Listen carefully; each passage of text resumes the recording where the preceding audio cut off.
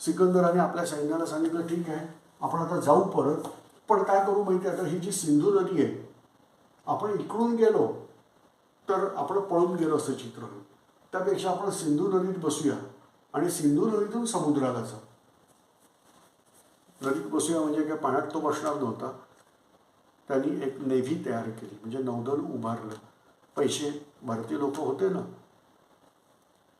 अप्रतिम आचार ताकदीचा वापर करत सिकंदराने भारतीयांकडून ही कामं करून घेतली.